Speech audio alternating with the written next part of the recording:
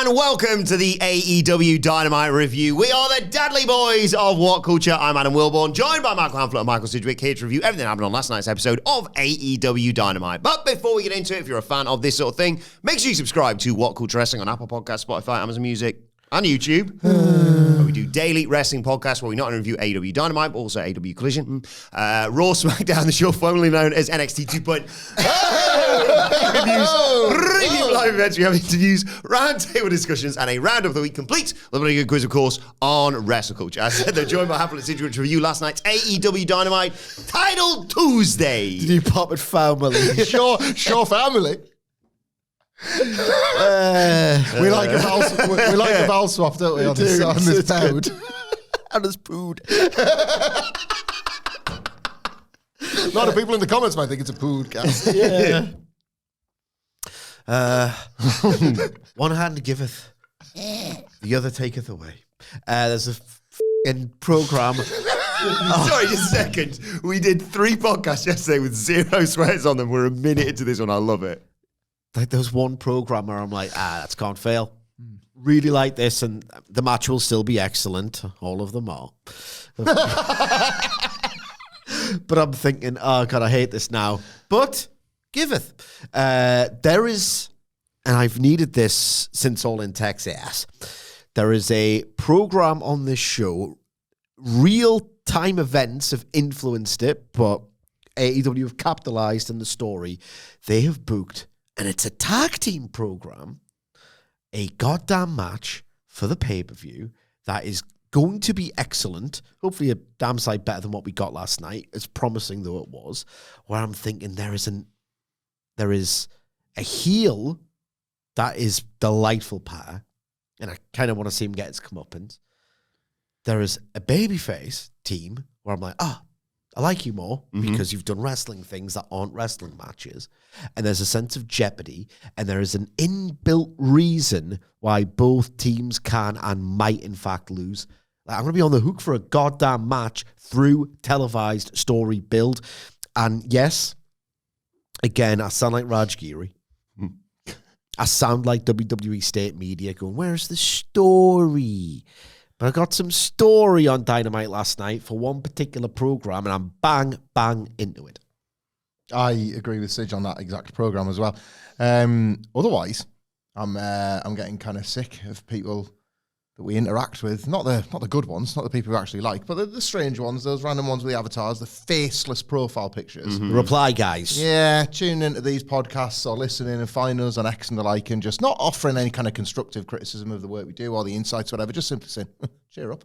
Well, I say to every single person who bought a ticket in Daly's place last night, cheer up, because you didn't sound in a very good mood. You didn't sound in a very good voice. It was louder when literally nobody was allowed in the building. What's that about? Austin Gunn was better than that Daly's crowd last night. But we have tried to be consistent with this over the years to not just heap blame on crowds. I've said it before about both companies, all the shows. All of them. By and large, two. There are exceptions, but by and large, products get what they deserve from audiences over periods of time. That be TV audiences, like in-person attendances, the volume, the whole deal. It gets what it deserves over periods of months, years, etc. And this was another Dynamite that did, in my opinion, not just... I like some of the action, you know. No, I didn't mind some of it, actually. But somebody will let us know that they were at Daly's place and their section was loud, and I don't dispute it. Yeah. But, I mean... What's happening here? Is it like 6 years of not being able to get that blasted audio fixed? Or is sometimes the action just not interesting enough for the crowds to pop to? Like, it's matches. I had a really tough time previewing this without you yesterday, Sid, because you might have, like, until we got to the fantasy booking the Mercedes match, and God, I wish I still lived in that fantasy, I could have really done with you, like, being able to, like, drag some insight kicking and screaming out of me, because this was like this is what I find to be wrong with AEW edition of Dynamite, for the most part. Yeah. That's what I got. That was my overall takeaway from this one. I had a decent old time watching a lot of this, and then it dragged at points. Yeah, I was going to say... and then it got silly. Got a couple of questions before we dive into this.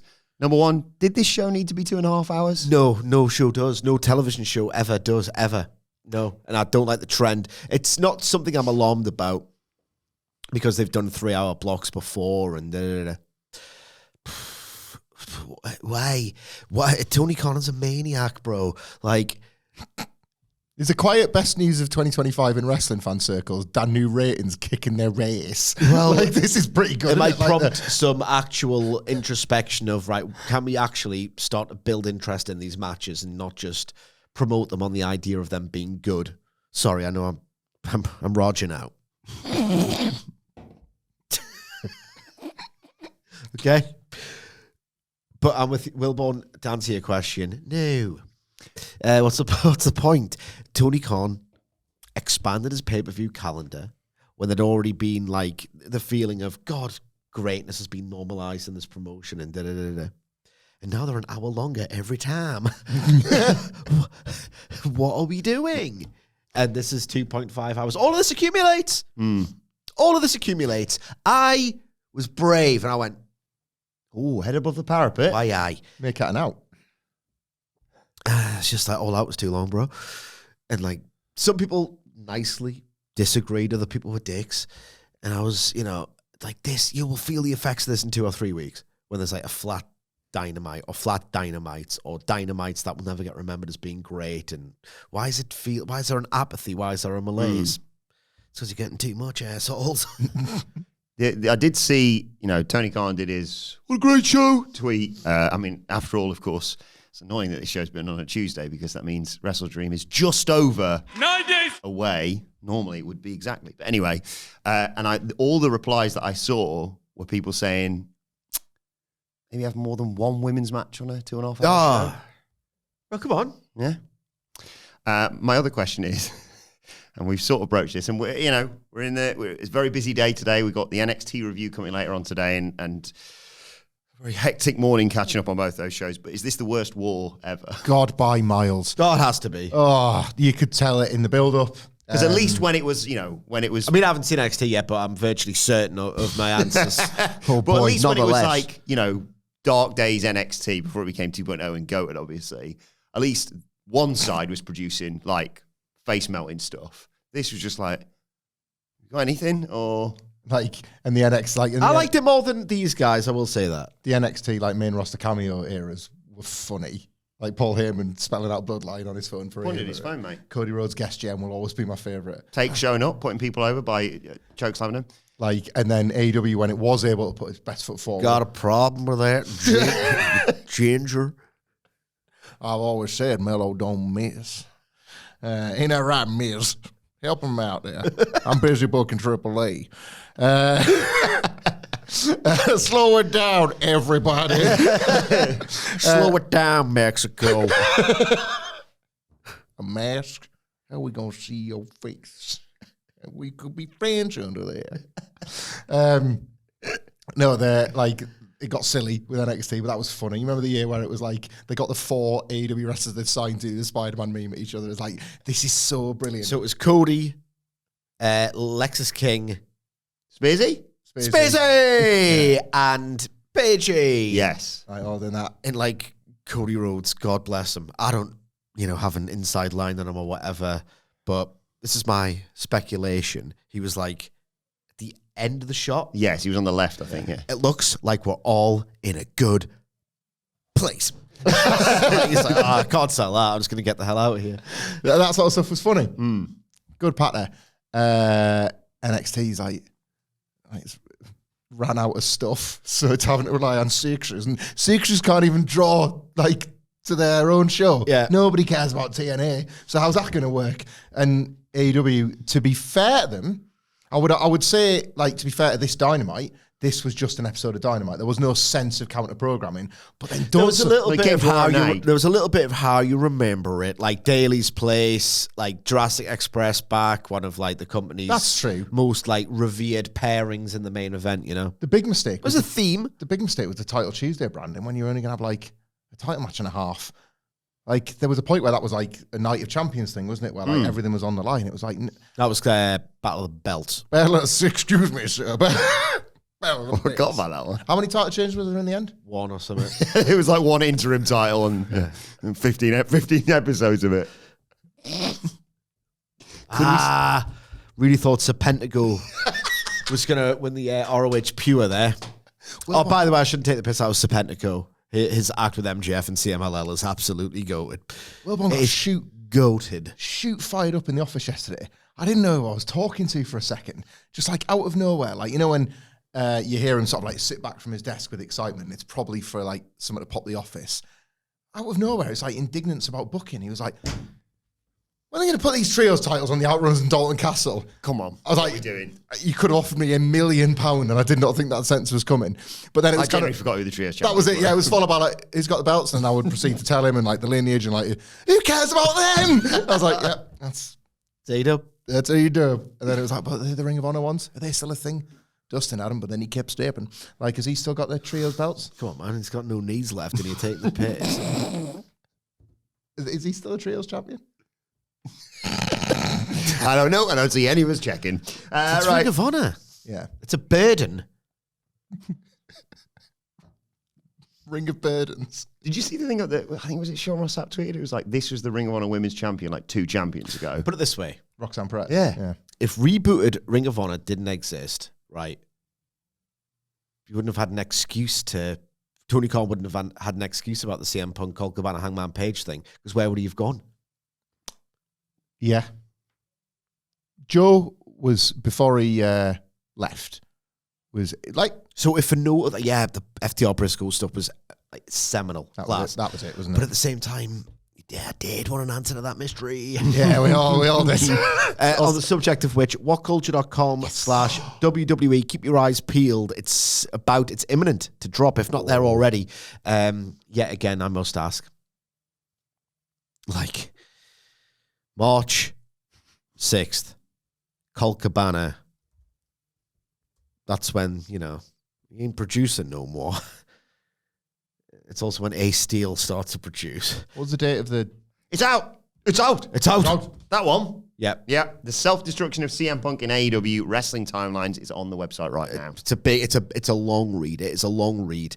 And I mean, in relitigating it all and writing it all and trying to just cover every explanation, every, you know, bit of detail. And if you're right, here's the thing. Theoretical question, Wilbourn, right? You've just been accused of doing drugs, right? Hard drugs. Okay? Mm-hmm. And everybody thinks you did it. Mm-hmm. Okay. But guess what? Everyone's wrong. Yeah? If you could just take a piss test, you would just do that. Yeah. Yeah. To clear your name. Obviously. Exoneration. Yeah. Why didn't Tony Khan book Colt Cabana between the months of March and, you know, August at any point, right? If he was allowed, if he was able to do it, you'd think, oh, hang on, right? I think it's July because like at the time, May 2022, Punk Hangman program's weird. Oh, well, that's what the reaction was. Cheer up, Adam. It's in July when Fightful gets the people think Colt's been done badly here. Badly, but it has dissipated for a while or whatever. And it's only when Punk says, Hangman Adam Page, come out and fight me. No, that's coward shit.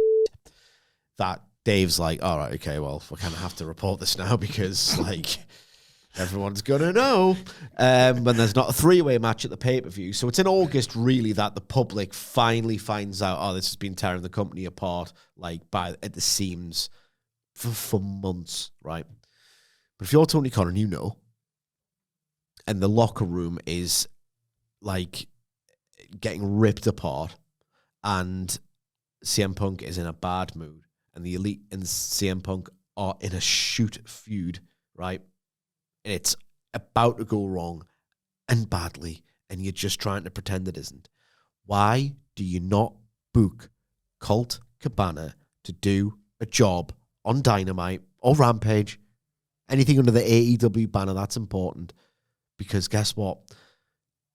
This happens all the time on Dynamite. To this day, we're talking we do a bit about it in 2025 of, oh God, Yep, I don't fancy Lady Frost's chances. We were trying to guess the jobber tag team Jurassic Express were going to face. Yeah, you know what I mean? There's always, at least once a week, a match where it's like, oh, that's the job guy. We've probably been doing too many because now they've become a punchline for doing jobs. Why didn't Tony Khan do that? You know, why didn't the thought cross his head of, oh, you know what? People think I can't use Cold. I can use Cold. That I put it to bed immediately. I'll put it to bed. You know what? Who's getting the mega push in like March, April, May? That Wardlow can squash him for 2 minutes. Because you might have this to mind from this, I don't know. But there was Punk, because he used to do like stick himself on commentary, didn't he? Did he commentate on a cult match? Like, was it a Dark Order tag or something? There was, I'm sure there might have been one on Dark or something. And he just said, now, like, I didn't go back and watch it. But there was one occurrence, wasn't it? I'm fairly certain. Same building, same evening, and like, so there's this strange. But here's the thing. Here is the thing. CM Punk and Colt Cabana, there are 2 Dynamites where they each worked a match on the same show. Yeah. So, like, if nothing else, he's got like an alibi, and he's got the worst alibi. It's fascinating. Go and read it. Anyway, let's talk about this Dynamite. Well, it opens with the world champion, Hangman Adam Page. Tony Schiavone brings out Hangman Adam Page and Samoa Joe ahead of their match at Wrestle Dream, of course. And Page says, 6 years of AEW Dynamite. I've won, I've lost, I've committed arson. I've dressed as the Stay Puft Marshmallow Man. I've gone into business for myself on a promo. I once even got proposed to. He says, last week, I agreed to team with the Ops, but after I won the match for my team, Joe lost it, sucker punched me in the face. Joe was he was confused, and then Joe yelled at him that Page has never beaten him, and it's all about the world title. That proposal was... When was the last time... AEW used to mean so goddamn much to me. When was the last time, seriously, I know there are going to be some, like, you know, fans who, you know, I get it. Like, if I was, like, still 100% in love with this promotion and just gaga over what they're doing, I wouldn't want to hear this to this degree sometimes as well. But I will ask you simply, when was the last time you got something in terms of detail, like a smile on your face, that wasn't a match? He said yes on the screen. He said yes. He said yes for the Dark Order when you join the Dark Order. It hasn't had that magic and flair and joy and love and uniqueness and charm for a while. I was saying to him, I saw a clip, I was saying to him yesterday, I saw a clip just on X of like, 5 years ago, maybe this week or today or whatever, was like Jericho's 30-year celebration when MJF gives him the painting and he smashes it over the clown and then nails him. It's great. The Judas effect. I will say one thing, right? Okay. In a weird way, and it's not the answer I wanted, AEW has answered one of the questions, and I would say at this point quite definitively, right? Like, what is AEW? There are people who love parts of it, can't sanction others, and there are people who are vice versa on that, of like, it's really wholesome in the party matches and da-da-da-da, but I've got Punk, Danielson, Kingston. Is it sports entertainment? Is it sport? People are like, what's the vision here? Like, what is the thing that AEW just is? I reckon they've actually answered that question now with this where's the best wrestle stuff. With this where the best wrestle stuff. It is the USP. It's the we do good matches. Well, the UP. We do good, exciting. It's not selling much, is it? But it's the UP, yeah. But that's what it is now. That's what it is, for better or worse. And there are people who still love the idea of a great match being a great match. Yeah. I'm kind of over it because I think stylistically the form has peaked. Like, I mean, Danielson was in AEW. Like, I've seen the best Omega matches, and I reckon we've peaked in terms of I'm going to see the best match ever this year, and I can't wait. I think the best ones have happened a few years ago, and it'll take a few years to really reach a new apex of all that. But I will say in AEW's defense, for years that plagued them of like, what are you? What's the vision? Why can't you unify your base? And da-da-da-da-da. With this, we do consistently excellent matches that almost exist to be excellent, and we are not afraid of that anymore. We're the best wrestle, have it or don't. Yeah, that's a good point. It's the most aligned with itself it's ever felt, I think, AEW. And to be fair, that's what people bitched about the whole time. I personally like the range, but like, that's what a lot of bad faith people were getting at as well. And like, what is this? You know what it is definitively now. I think it's a bit unimaginative. I think it's a little bit transparent, a little bit, I call it critical acclaim doping. But they've done it to their absolute immense credit, in my opinion. They've done it. They've settled on it. Yeah, philosophically stubborn. Yeah. Yeah. But that to a point, to an end, to make it that way rather than simply, to silence those questions. And it's a good take. I don't like the outcome. Yeah. but I think you're right. Page admits that he owes Joe. Without him in the ops, he wouldn't have won the world title. But the respect stops there because he's not going to let Joe take the title off him. Spops, yeah. Joe said everything Page said was absolutely true, but he's got some uncomfortable truths of his own. He doesn't see the pinnacle of pro wrestling when he looks at Hangman Page. He sees a pretender who wouldn't be the champion without the ops. No one's had his back more consistently than they have.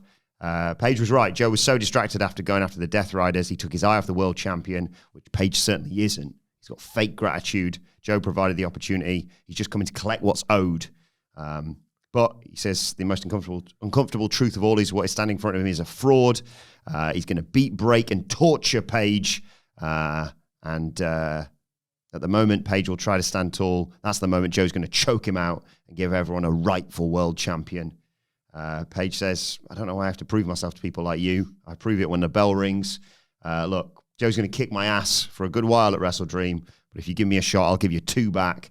I'm never going to tap, even if the choke gets applied. You can't outlast me. When the match is over and you're flat on your back, Joe, beating as fairly as possible. I hope you bring the same energy for the sport and the championship. Stand up, look me in the eye, and accept me as champion of the world. I thought this was well done. Like, it's not the best AEW pay-per-view main event build of all time and nothing close to it, but this is broadly well done, even if it was kind of an extended riff on what was established last week. In terms of, there was nothing really advanced, but it's delivered well. I did like Hangman Page being sort of self-deprecating, a little bit curtain revealing-y with going into business for myself and da-da-da-da, because I think it made so much. I think he didn't say that bit, by the way. I did. Oh, right, okay. Yeah. Funny, innit? I was wondering, did he say that? I looked at you and I was like, but the whole like Stay Puft Marshmallow Man and like the proposals and da-da-da-da, because that gave Joe the platform to go, I mean, look at you. You're a pretender. You're not really a world champion who takes himself seriously. You're Hangman Adam Page, a reverend Hangman. Like, I'm a killer and you're not. Da-da-da-da.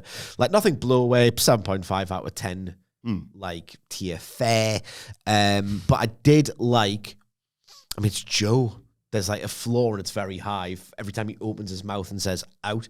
But I did like, because it gave me something to latch on to for the match itself, as opposed to, who's going to run? And that being, all right, okay, I got seated, drawn into the idea of the match and the story they're going to tell, because from what Paige was saying, i.e., you're going to kick my ass for a long time, but I can outlast you, it's Joe is going to go full bore. I want to see some claret in this. Yeah. Get some blood, for God's sake. Don't be a bitch. Joe is going to punch himself out, being way too excessively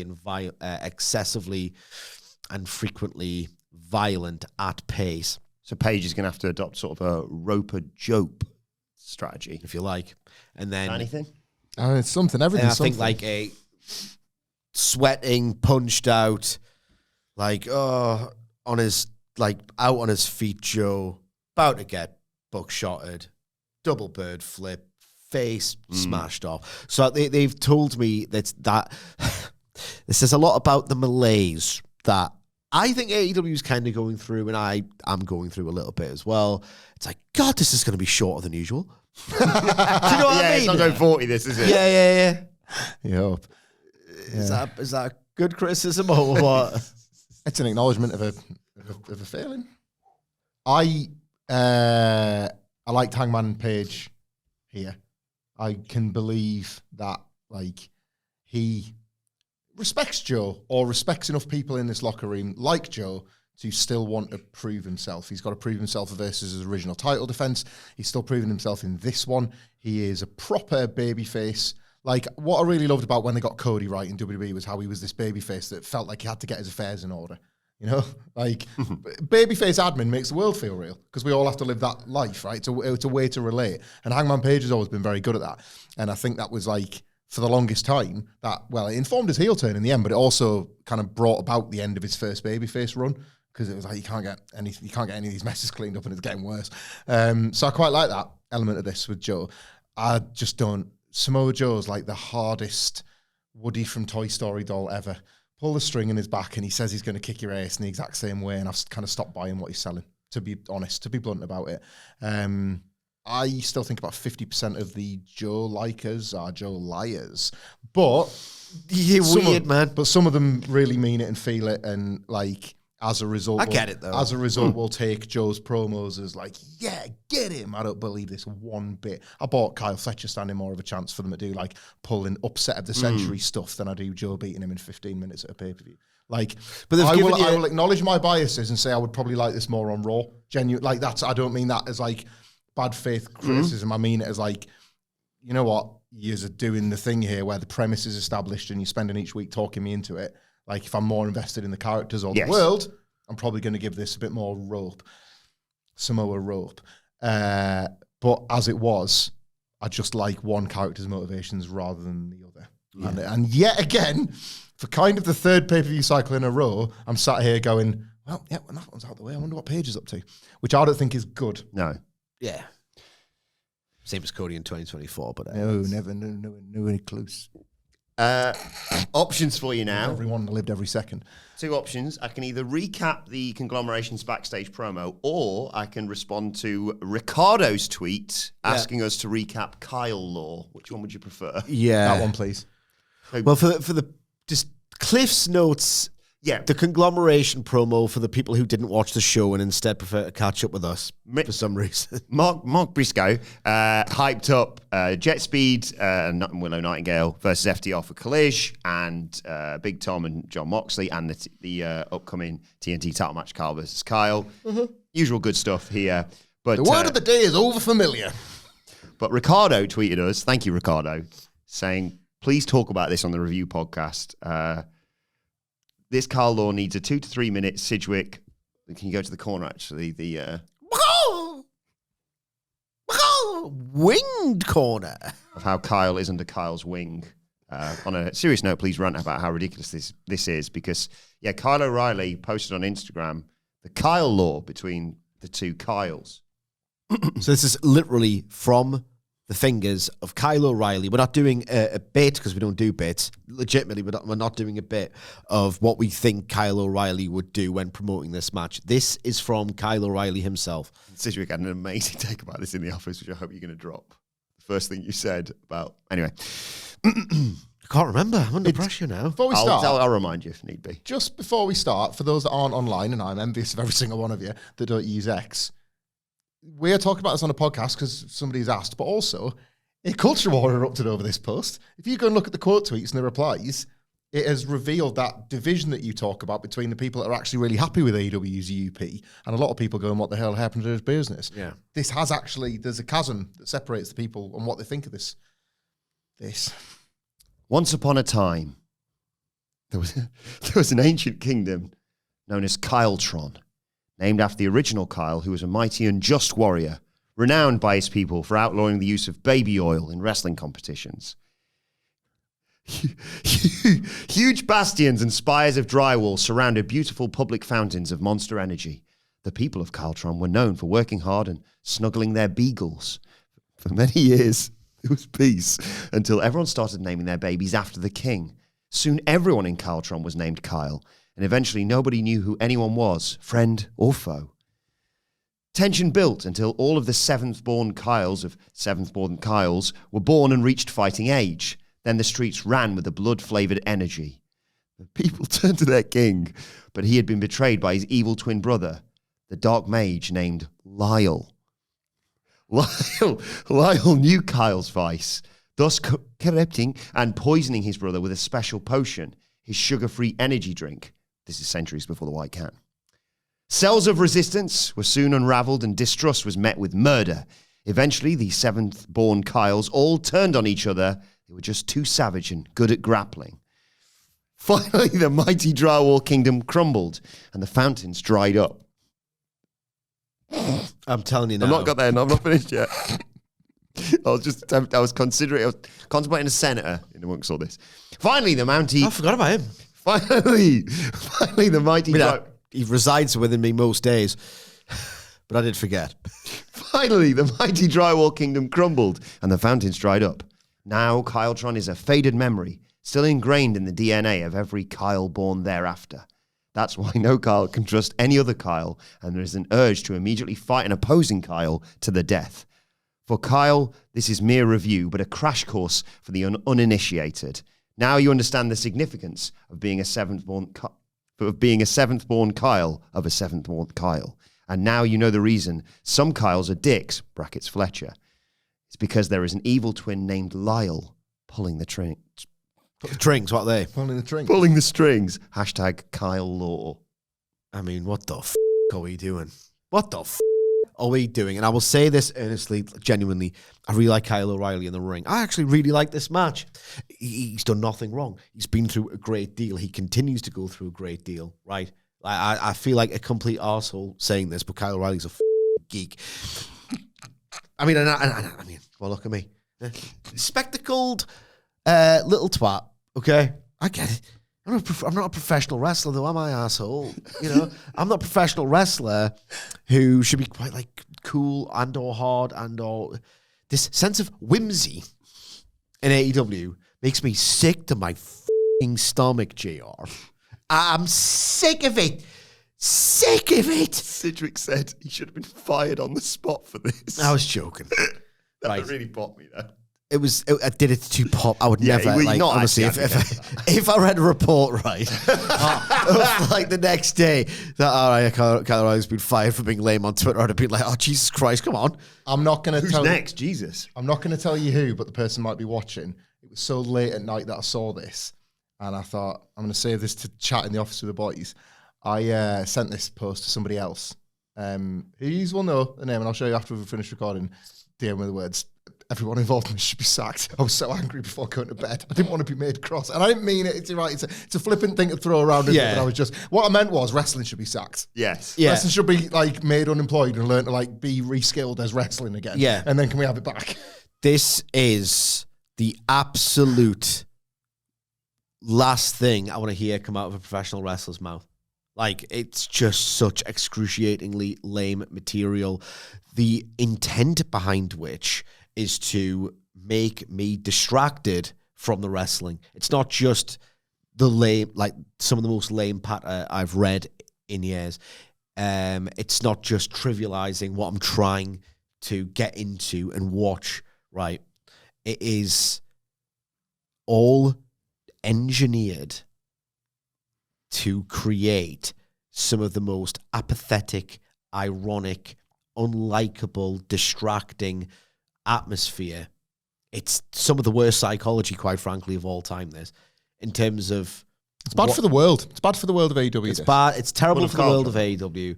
The whole point is, right, the whole point of psychology is to manipulate the audience in the arena into caring. That's essentially, as most succinctly as I can put it, is you make decisions between moves and with the moves.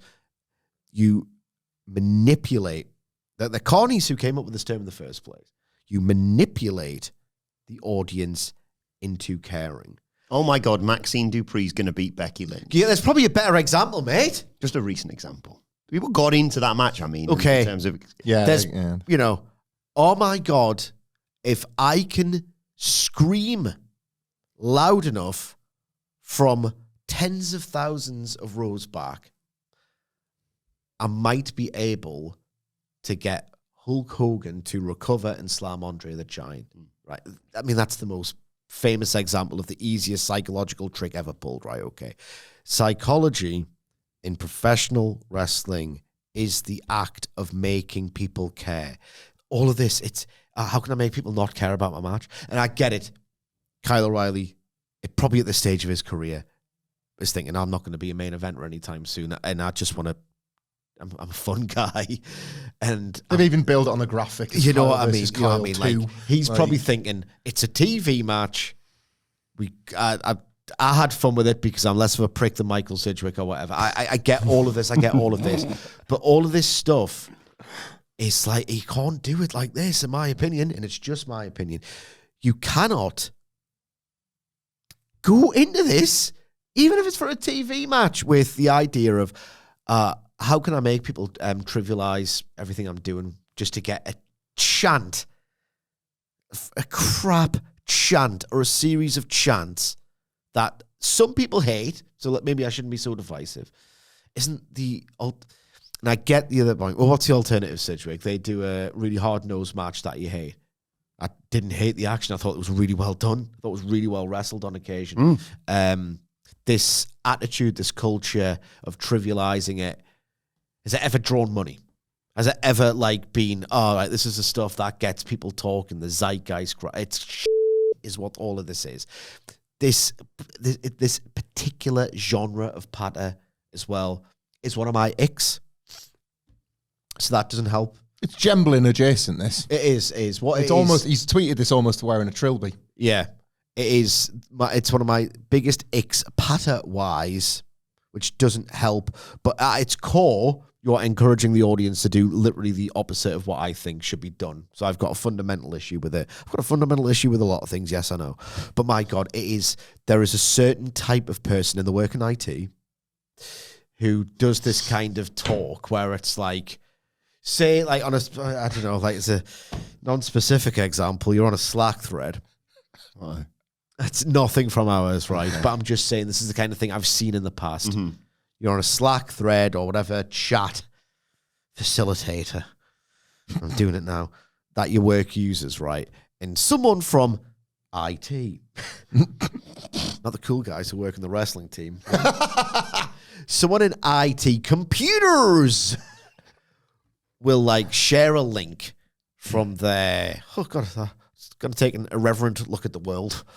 And it's from, I don't know, the Surrey Post or whatever. And it's unusually large pigeon spotted down park. It was so effing because I was thinking in my head when you said unusually, I swear to God on the kids' lives, I thought duck in the pond. Yeah. Just think of a giant bird in a park. It's an unusually large chicken. No, it's a chicken now.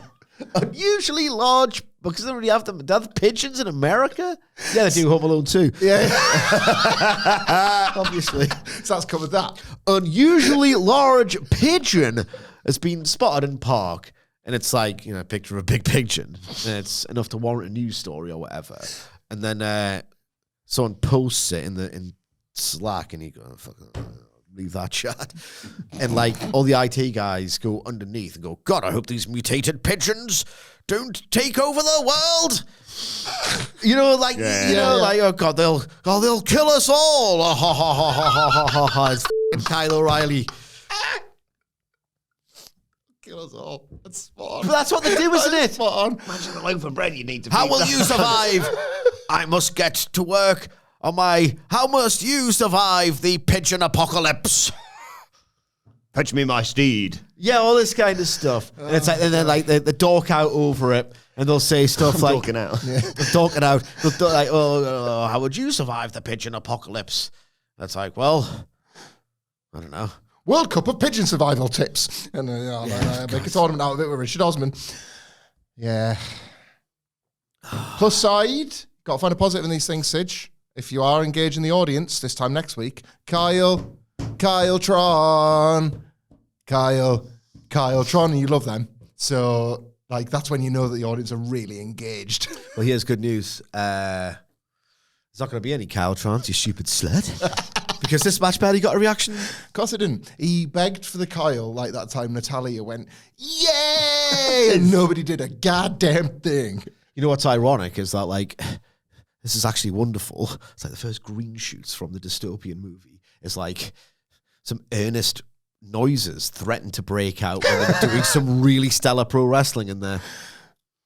Kyle Fletcher still knows how to, make people scream a bit, doesn't he? Does that? He's still got that in him. Actually, have we reviewed a match yet? Not yet. Sorry, guys. 40 minutes in and we're into the first match. So sorry. Of the night, and it was Mox versus Tomohiro Ishii. I really like this. Oh. They hit each other with a load of forearms to start off. Then Ishii got posted, but so sorry, guys. No sells it. Mox gets sent into the post instead. It's not good enough, that, lads, is it?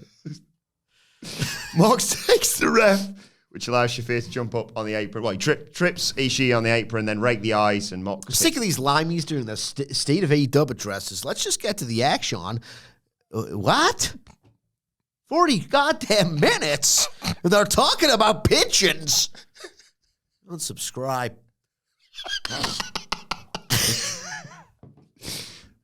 Mox hit a dropkick. Takes to a break. When we come back, Ishii's in trouble, but he hits a vertical suplex. There's blood coming out of his nose. Oh, yeah. Dad really had a good time watching this. Mox hits some big boots. They start popping up and no-selling each other. There's a Busaiku knee from Moxley for them both to be down. Ishii throws a lariat. Moxley hits him with a cutter for 2. Cutter? The Bristol Combat Club. Mox hits a pile driver, but Ishii... The Death Riders. Well, now you have to talk about this The now. Death Farmers. Ishii's not got a neck, so the pile driver doesn't affect him. Mox hits a curb stomp, but Ishii kicks out. It's a huge forearm and a sliding lariat. dragon. Puts a submission on. George Moxley is still escapes. sorted. Mox hits a paradigm shift. Ishii kicks out. Rear naked choke. Sorry, guys. The match is finished. Well, we're not going people to Daly's place. It's over. I tell you what, the finish was a little bit flat. But I reckon Moxley does use anticlimax as a bit of a choice of like, oh God, he's done it again sort of thing. Or maybe they didn't, I don't know. It didn't feel like the whole, you didn't see Ishii do the whole like, I'm dead. Right, okay, we've got it. I don't know, it's a little bit confusing, I think. But He's looking for heat. I can respect that. But I do think he's looking for heat. I had it every time, almost every time. And like 99 times out of 100 with this guy. This guy, I love him. Tomohiro Ishii, right? He hides it. There's a spot in every match that he has. I know Hamflett doesn't care. I do, though. Every single time, he'll pick a move or a spot, and it's always the one that should put him away, right? And it's like, oh no, he's popped back up and he's a badass. I still love that magic trick. And I've been watching this dude for well over a decade, like well over a decade. And even in this, which is more of his like, very good, if not great efforts. And there's more of them now than ever because, I mean, what he's done, his catalogue is ridiculous. And that pile driver, and he pops up. And Double bird, I should have mentioned as well. Yeah. And that pile driver spot is the one he's chosen. Right, I'm going to pop back up after this, start kicking more ass. It's like the Gene Parmesan thing in Arrested Development. I'm like, yeah, he did it! I thought this was really well done. I thought this was really, really well done. I understand it's the exact sort of match that Hamflett is profoundly bored of. Stylistically, to a degree, I'm not necessarily disagreeing with him. This specific match, the individual performances, the timing of the choices, I had a really good time with it. Yeah, like this, I had fundamentally the same complaints as I did about Samoa Joe's opening promo. And Joe's got a belt and he wins sometimes, and the Ops are kind of dominant. And Joe was a former world champion. Canonically, Tomohiro Ishii is like the worst wrestler in AEW history. Yeah, I know. He's coming. Shibata's almost as bad in the singles ranks. They got and I've experienced this as a Sunderland fan. It's like Premier League stalwart that's just falling through the divisions. Like that's how it goes for him if you really write it all down. So like it's almost like, wow, he does a thing where he stands above the power driver. Luckily, it's only Ishii, so you kick his ass for something else. And then it just takes you out. Oh, I get it. Lifts you out before the bell rings. I use that exact, not the exact analogy, but I leveled the same complaint against Shibata when we used to review Collision, because he did a job on there about 7 months ago or whatever. And I'm thinking they do the spot where like it's like, oh, you've done fucked up now because Shibata's powered up. It's like, well, he's still beat him. Yeah, do something else. Do something else. So I get it. They take the piss with like how much you can start to believe it. But I think if anything, that's just another indication of Ishii's just masterful crowd psychology, because it should be getting harder to get that reaction. By right. Yeah, that's fair. Yeah. By right. It should be getting impossible, in fact, to be able to do that to a crowd. And you can still do it. It's Ishii. He's magic. I am not joking here or being cynical when I say one of the most, the match graphics I could be the most invested in 2025 if it just dropped on X would be Tomohiro Ishii versus AR Fox. Oh my God. It's a wooden spoon. But who gets the spoon? Yeah. Like, I need to know. Who the do you think, bitch? It's you again, AR Fox.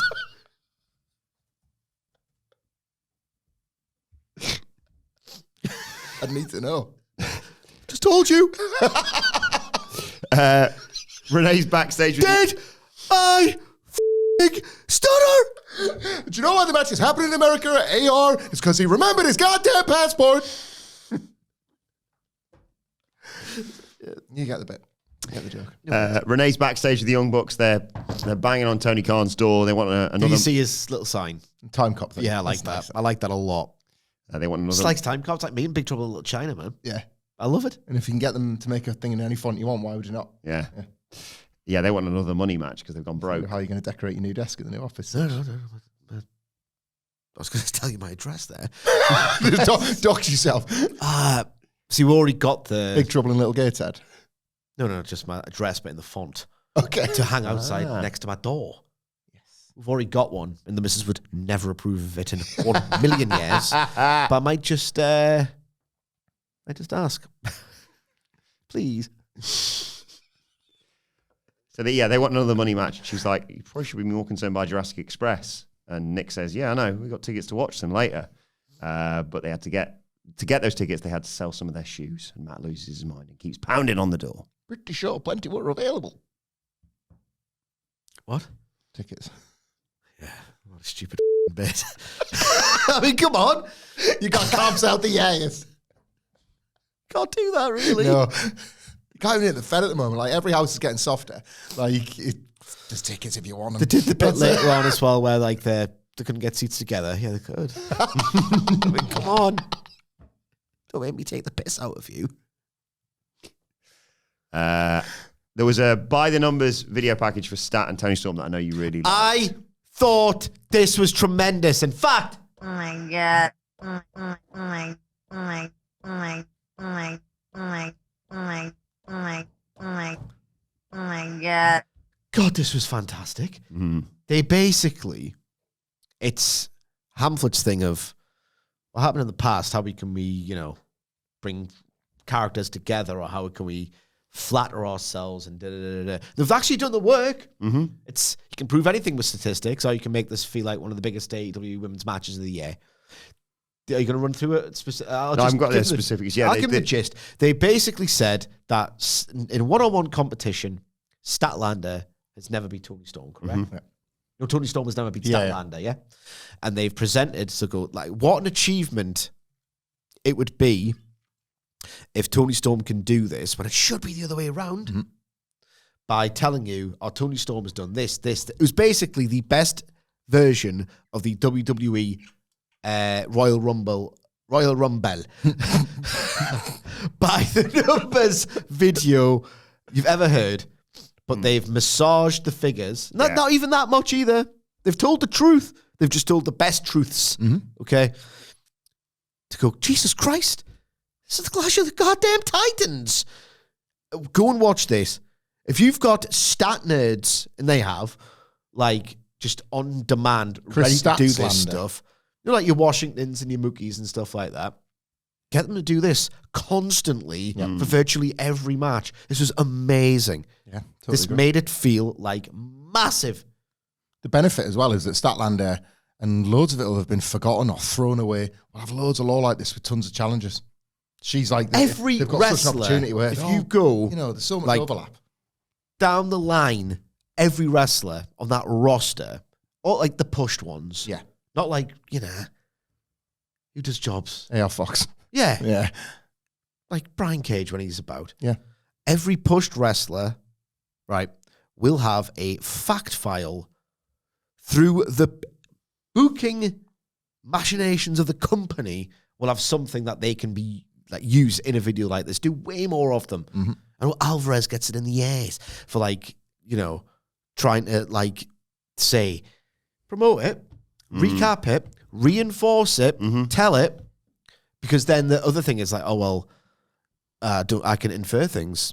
And I used to be like this because AEW was once great enough where it was kind of their greatness was evident. Now that it isn't, really speak to me about it. Remind me, grab me by the scruff of the neck and say, we do the work, you little dickhead. Here's how credible our wrestlers are. And to be fair, you should be doing this as a matter of course.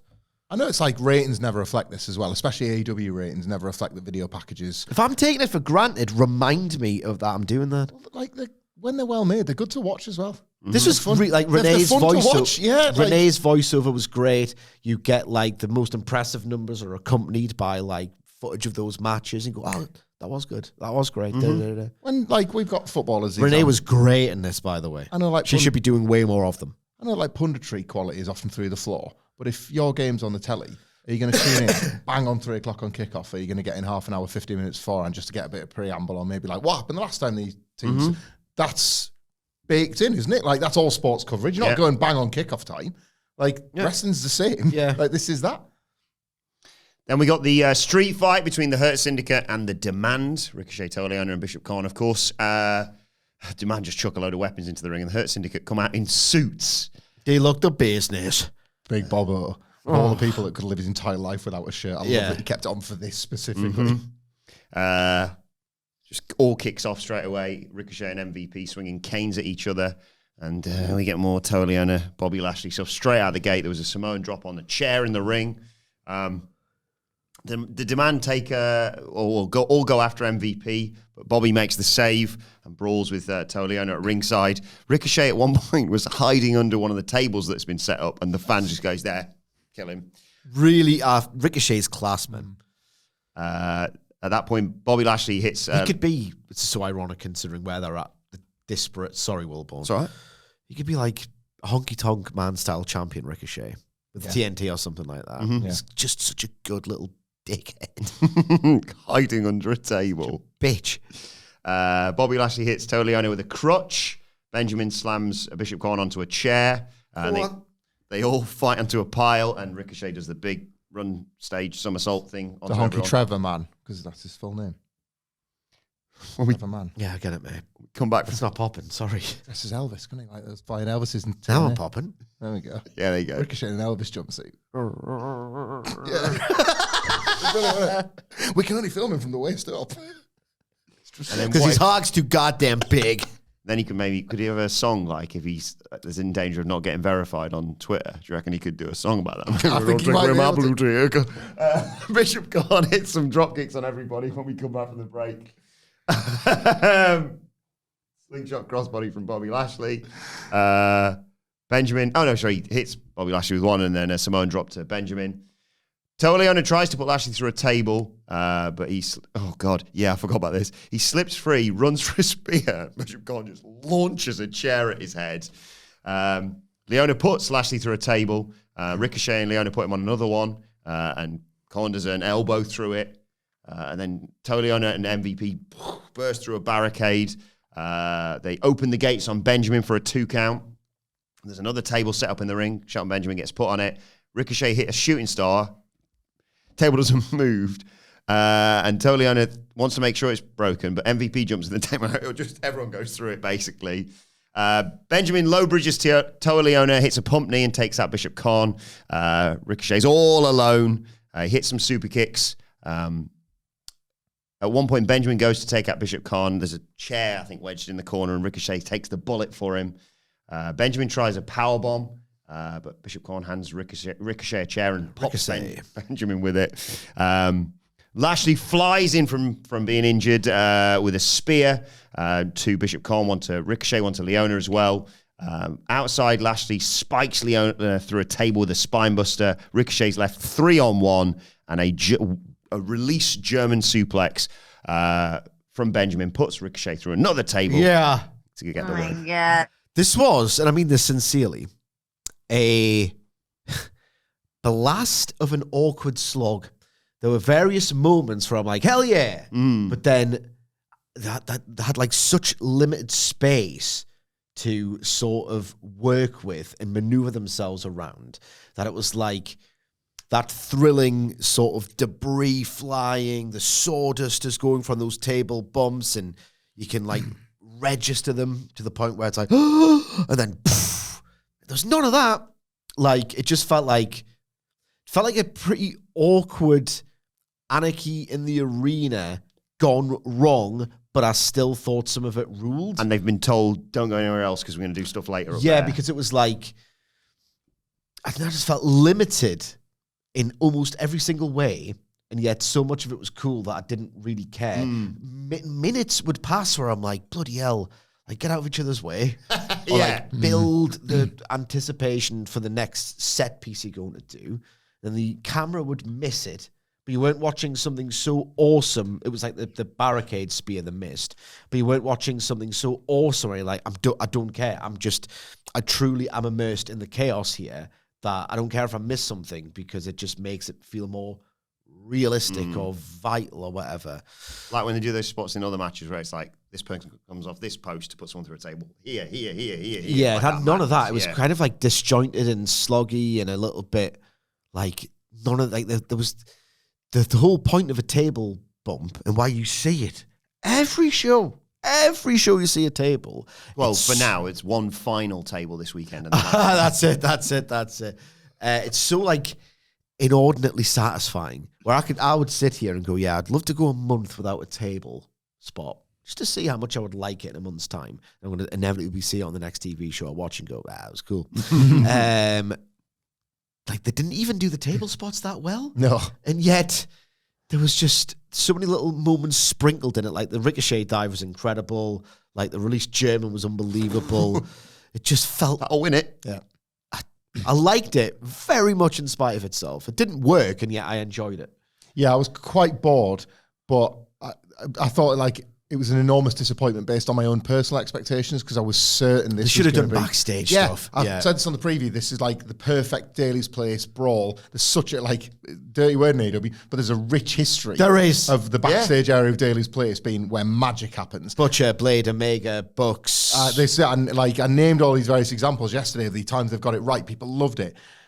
They say the Hurt Syndicate don't lose, but I think they actually lost one here because they lost a battle to the Death Riders in agenting because John Moxley said, well, we're having that. And as a result, they were trapped in this. Yeah. Like, and I would argue they got it wrong. And this match should have had it. And did Orange Cassidy and Pac really need it? I would say no. You still could have done your whatever the hell that was at the end, and it would have been all right. But I sense that's what happened. A conversation has gone on, and the Death Riders have won the toss or whatever. Yeah. And as a result, I thought this match suffered a lot for it. I did like the finish. Yeah, it was awesome. How could you not, man? That was pretty cool. Hands on your chest, boy. Renee's backstage with just 8 members of the Don Callis family now. Callis says they're smarter than everyone else and says that Josh Alexander's going to beat Kota Ibushi on Collision. Dismantle him, actually, he said. Kyle O'Reilly. Oh, no time to review Collision on Monday. Kyle O'Reilly's such a mark. He named himself after Carl Fletcher. That's good. Rocky Romero talks about how ripped Bandito's shoulder out of his socket last week. Dr. Pepper. All right. Okay. There you go. Like Dr. Pepper. Pepper Zero. If you don't watch, Hamflett is holding up an inevitably, it's obviously now empty can of Dr. Pepper Zero. It's all I hear Wilbourn's voice. Yeah, to be fair, we were doing it beforehand. Yeah, thanks for listening, Dr. Pepper. Lumo, the train provider. Just walking around London like dickheads. Lumo. We're excited about being lads together. Yeah. Yeah. We're on a big trip away. Don says Takeshita and Okada are going to get the title match for Wrestle Dream by winning tonight. And then the family's going to have all the gold. Yeah. Fine.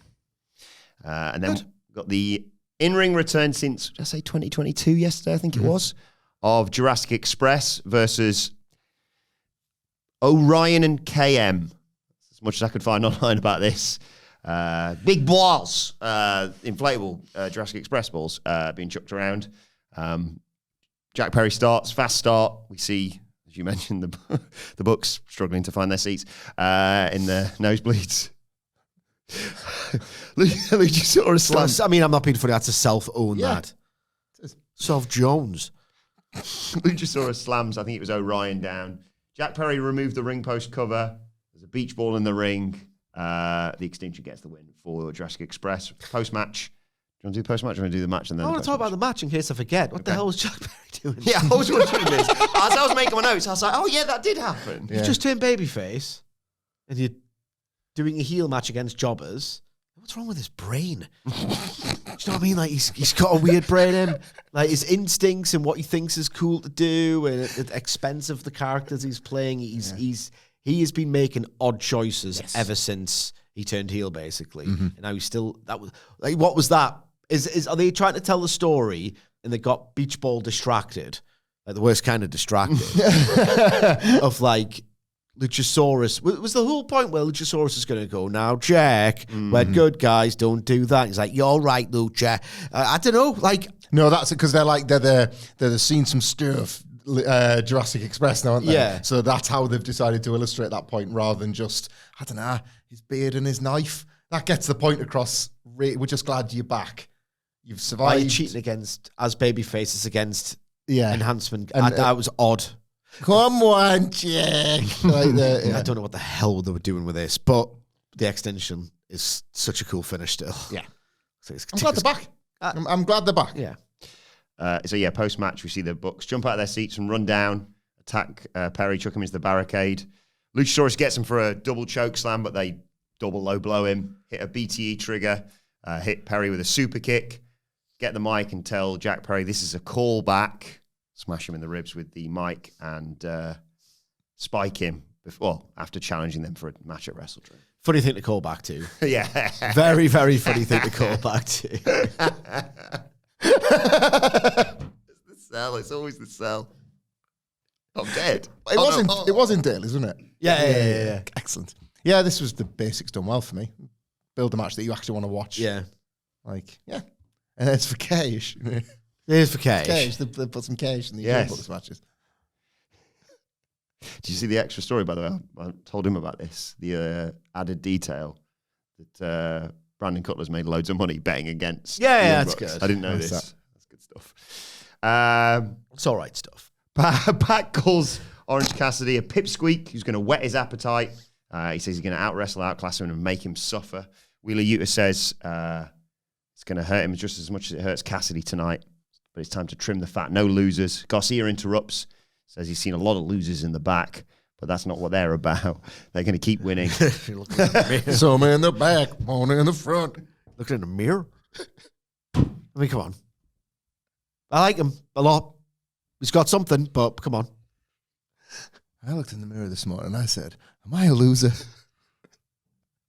Sure, I'm trying not to be. Wheeler, did you notice, didn't look happy with Garcia? Yes, I noticed that. God, I mean... Yeah, we're getting there. Put it this way. We're on the old road ski. Put it this way. Like, the idea is fantastical, but the idea would be, oh, God, Double or Nothing 2029. Them two can main event it. You don't feel that anymore, do you? At all, ever. No. So that's another core problem with the dub. What was your Mox the favourite match of the year, 2022? Yeah. Yeah. So like the bloodbath one with Mox. Yeah. I do quite like the idea of Wheeler Yuta being a real weasel, though. I mean, like, I'm your best mate, though, obviously. Yeah. That could be fun. Those are words you said in earnest before as well, haven't you? What was the indie darling Iron Man between I think it was 2021. 2021, so 4. Can we get to the entirety of Steve Austin's main event run before we get the Garcia Yuta payoff? Sure. Maybe. I'm just saying, like, that is the match that you'd be half thinking in a different world. Yeah. They've got that for 3 years' time. It doesn't work like that no more. Time to find out who's the better Kyle. Kyle Fletcher versus Kyle O'Reilly for the TNT title. I thought this match was really well done. Yeah. Kyle does well. He doesn't give a damn. Kyle does well to start, but then Kyle takes back over. Fletcher catches O'Reilly with a flash Michinoku driver to take us into break.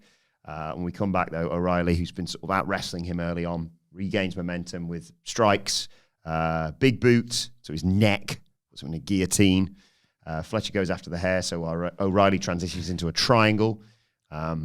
Fletcher powers out into a powerbomb, but there's a heel hook from Kyle O'Reilly. Fletcher panics and lawn darts O'Reilly into the corner. They're both down at this point. This is Kyle chants from the crowd. A forearm exchange. You've never looked at me with such hatred. Right. Nothing behind your eyes. Every wrestling fan, and indeed every music fan, and every person, like whether it's like fundamentally not that important things like wrestling, or politics, or every person reaches an age where they say, not to children who are wrong. And it was better done in my day. My day is like, what? 2018 New Japan. I shouldn't have reached this point already. Do you know what I mean? That's my favourite. But like, and everyone says the same thing. Oh, you're just out of touch. And the person who likes it now will have their version of that thing when they grow up. This is wrong. This is not wrestling. It isn't. Yeah, I totally Fundamentally, though, whether it's the moves, the speed at which you do the moves, or whatever, your tolerance will go the older you get, and that's how these, Harley Race wasn't rated by Carl Gotch or whatever. What's he doing on the top rope? And on it goes, and on it goes. I'm not talking about that. I'm talking about the fundamental thing of you should be making the audience earnestly care. It's not PWG where you're having a knockabout, piss about. That's a different thing. You're making them laugh. It's dissonant. They're kicking each other's asses in there to summon what? Ironic, detached chance of Kyle. It's wrong. I'm telling you now, it's wrong. Me and Sid are on the same page here, so I worry I'm about to lose him with this, because I often do. I know it's so trivial, but like Yeet really did sell a gazillion T-shirts and carry a guy to a world Shut up title. about Yeet. Shut up about Yeet. I can't, because it's the best comparison. It's bollocks, right? Yeet ain't easy. Stop it. And I know it's bollocks. New T-shirt. I know it's bollocks, right? But it reflected a relationship. Jey Uso is your boss, baby. I know. Shut up about him. But it's the good example of the worst thing. I really firmly believe that, right? You're in the building wearing a T-shirt, stadiums everywhere, people doing something. It's like Yeetlemania. Oh my God, that's perfect. How did we not get there sooner? Why is there not 4 Jey Usos walking across Abbey Road, zebra crossing? Come on! One like that. Yeah. One's not got shoes on. Mm-hmm. Oh, Sid, you're so brilliant. I was making a point and Michael Sidgwick's completed it. Thank you. Yeeted it. That's the difference, is all I'm saying. People would rip the piss out of me for liking Jey Uso and Yeet and whatever. It actually reflected a personal connection. This is not that. This is no different to Sidge's complaints about the crowd doing what the crowd do. Sure. Usi in the sky with diamonds. Oh, that's excellent. That was worth cutting me off for. That is brilliant. Okay. We're in the middle of the match. I forgot. O'Reilly hits a tornado DDT. Fletcher fires back with a huge lariat. It's an ankle lock. Shining Wizard to the neck by O'Reilly. Fletcher barely kicks out. Back to the ankle. Fletcher rolls through. Sheer drop brainbuster, but he can't follow up. He's got a bad leg. Fletcher hits a charging corner boot and another brainbuster for the 1-2-3. Post-match, Lance Archer comes down. He's going to kill O'Reilly. Roderick Strong and Tomohiro Ishii make the save. Rocky Romero comes out to help. So does Mark Briscoe, who low bridges Archer. Didn't need the music for that. So low bridges Archer and sends Romero back in, and there's a standoff. I thought the match was really well done. Like, crackled with like a stiff, full of intent, competitive energy, cool little choices that tell me, oh, they're having a wrestling match, and they want to really avoid taking moves, and they are skilled and strategic and technical enough to be able to do this in a way that the opponents couldn't have scouted for. Little under the arse powerbomb scurry counter thing from Kyle O'Reilly. Really good. Like, don't ruin a good thing.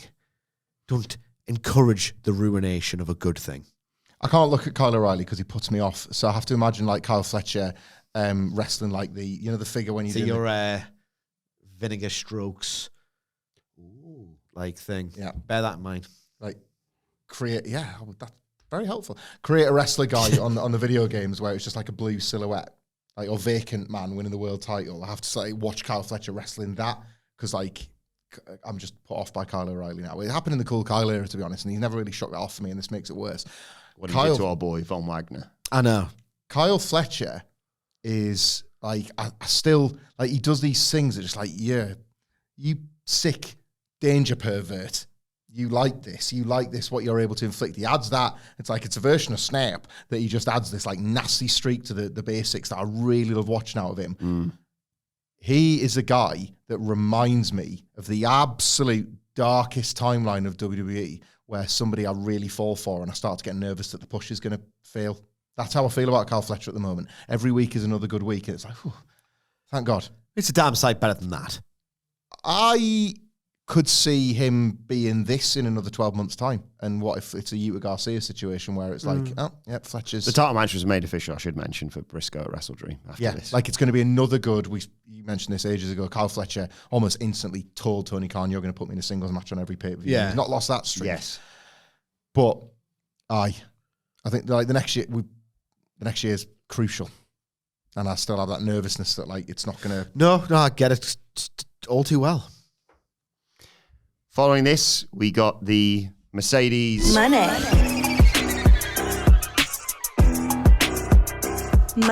Starving. TBS title open What am I, a challenge. wrestler?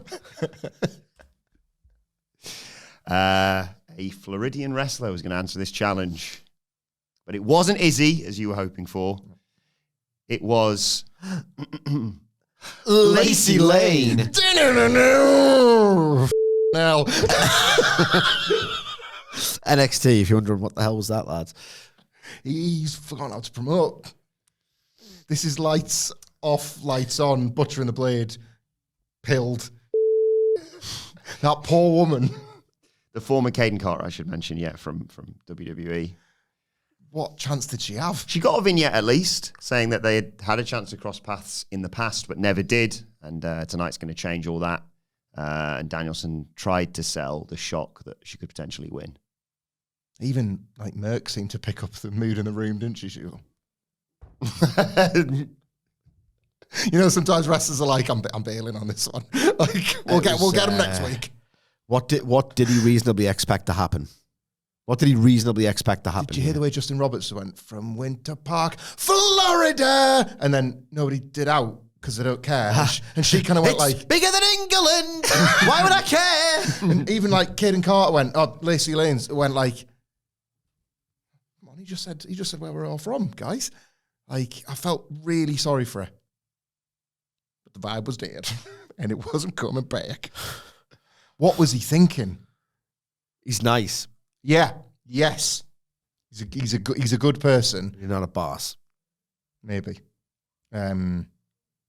It's 101, isn't it? Like, mystery person invites people, gives them a week to speculate, and you are allowed. Like, I know, like, wildest fantasy stuff is maybe expecting too much of any wrestling promotion, but it is at least When you put it all together on the preview yesterday, I was like, oh, that's happening.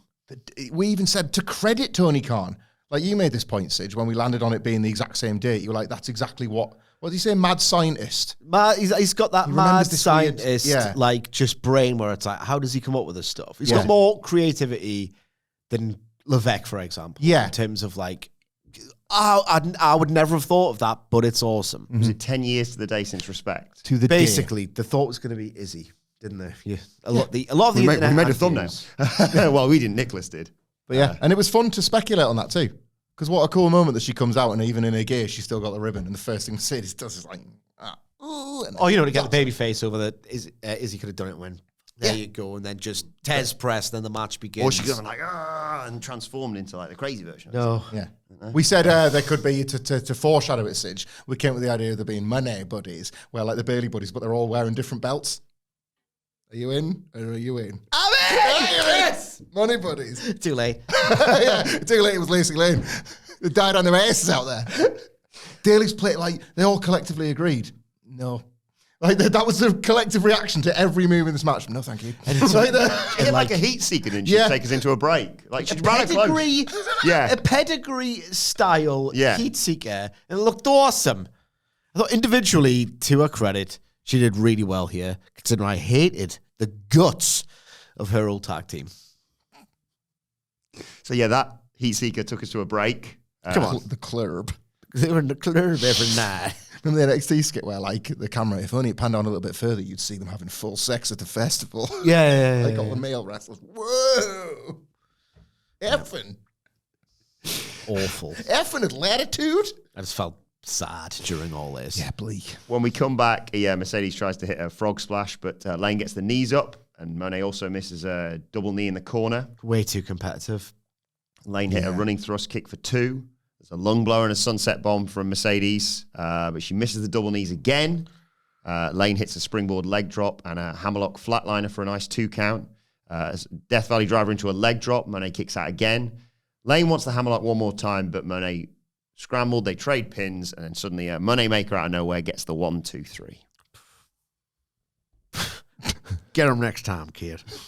You get away with this when your product's cold. Like, if this was hot, it'd be like, can you remember that time when that happened? Not on your watch. But, like, what'll happen is this will be like one of those kind of funny remember whens in, like, X months' time. It'll be like a reference point. If you're hot and you do this, it's like, what the hell have you just done? But when you're cold, it's like, yeah, that was... Like, so that's good for Lacey Lane is what I'm saying. Yeah, it's cold. AEW is cold enough for people I to can't move hear past. that name without the... Yeah, it's less playing than in my ideal. head. It's less than ideal, isn't it? But, like, people, like, she will get second chances or Ring of Honor, whatever. Like, this will be all right. Teamued herself with that name. Yes. Don't pick a name that rhymes with a hot, like, act. Yeah. How did JC Jane get on, though, on NXT? Find out on the NXT review later. Working for Team NXT, of course. But yes, Mercedes defense. I think they said she's, 10 days away from breaking the TBS record, I believe? Yeah. She's taking on Talon Fenley on next week's Dynamite, but if she can get past it...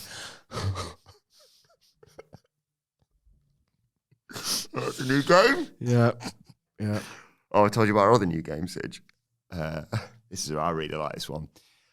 Maybe we'll play it on the preview next week. I'm going to read a tweet, and you have to tell me whether what the tweet is referencing made Dre Maker cry laughing. And there's no losers in this game because they all are. We think Dre Maker might be responsible for climate change because, you know, the rise in water levels. It's because he's just crying so much. Yeah. Like 6 times an episode he cries. So, like, everything's so funny. He's pissing tears. And it's like, oh, no, the polar ice caps. Oh, man. There was one that was so egregious that I think I actually quote tweeted him and went, that's not that funny. Why? I got You have a bad day on Twitter when you do that, don't you? Like, ha. It's like, what? I got angry at him, yeah, literally. Not just the what's it called, emoji. He literally said the words crying at El Clon slightly affecting Takeshita's entrance on Collision. Crying, laughing at this. Oh, yeah. Right, if you're not on Twitter, just skip the next minute, right? But can you, like, it's one of those where it's like, imagine Drainmaker, like, being filmed, Gogglebox style, reacting to Dynamite in real life, and if any of it's earnest, or if he's just like, yeah.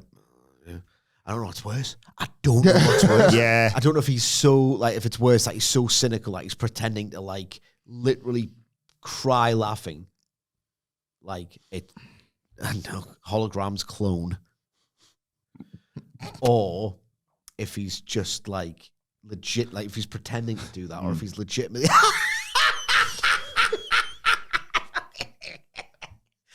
You know what I mean? yeah. It's like the people who laugh at, like, Mrs. Brown's boys. Yeah. Yeah. God, I'll tell you what was funny, though, and that was the Beast Mortos wearing sunglasses. That was the one women's match we didn't do ladies' night yesterday, but come on. It's a bloody hell. Back and forth promo between Sammy Guevara, and I've just said his name, but I've actually forgotten who's wearing the sunglasses. The Beast Mortos. But we've gone to another corner because there's Eddie Kingston with Hook. Guevara tells King... Wing corner. Which is apparently ice cold because... I mean, like... On Collision. Oh, no. Eddie Kingston did it again. Eddie Kingston. I felt so sure of your little frowny face that you put on X about this. It's because they should be making money, God damn it. And they've got a guy who can talk people into buildings and into programs and into his business. Frown maker. It's that emoji, but it's the like cross face one every time. Eddie Kingston was like, you got to do this again. Talking to like the camera operator crew / director / whoever the in production, tracking him out of his dressing room saying, we need you to build your match. One of the best talkers of all time. And then he comes out going, we got to do this again. I was warming up and now you interrupted me. Oh, no, I'm really furious. Ipso facto, here's the match. Right.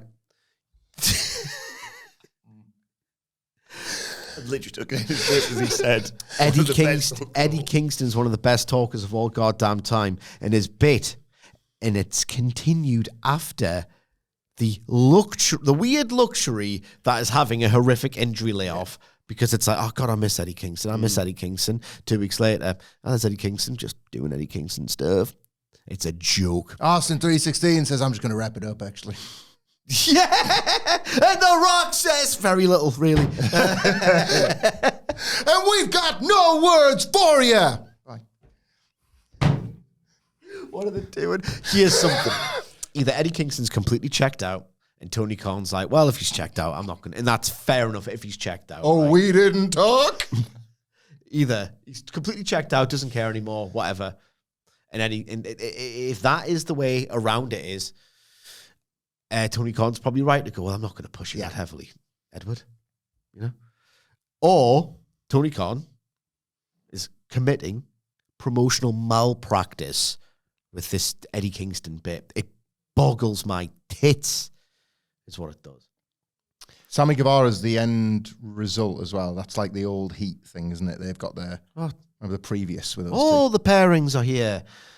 Orange Cassidy and Park Yeah. and Eddie Kingston and Jurassic Express.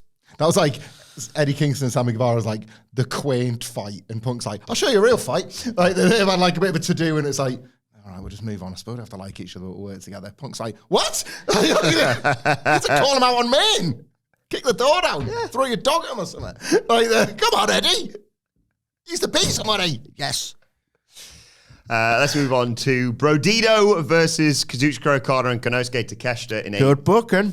double Jeopardy eliminator match. Just trying to think of wrestlers who don't talk. You talk. Yeah. Takeshita's doing his pose on the stage and Okada cuts him off like the prick that he is. Flies right past him. Bandito's got his shoulder all strapped up, but he still hits a head scissors and a drop kick. Takeshita comes in with Brody King, though, decks in with a big boot and a DDT. Let me talk to you just for a little bit. I can't if I like that. Come on, everyone's busy. Yeah, we've got to introduce you to LA Polite. Yeah, okay.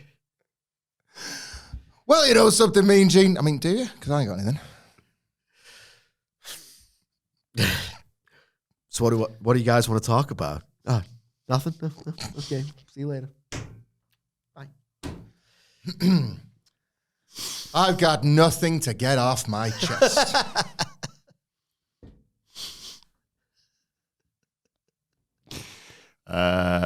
Okada's like, I'll have a DDT as well, actually. To take us to a commercial break with Okada and Takeshita having a bit of a stare down. When we come back, Brody King's just firing off suplexes to try and get out of all this. Takes them both down with lariats. Bandito's recovered. Hot tag, springboard senton onto Okada for 2. Huge pop-up Hurricane Rana on Takeshita. It always looks awesome, them two. King sends Takeshita packing. Okada gets hit with a running PK into the Dante's Inferno. But Takeshita makes the save for his partner. Was that the really awkward bit? Maybe.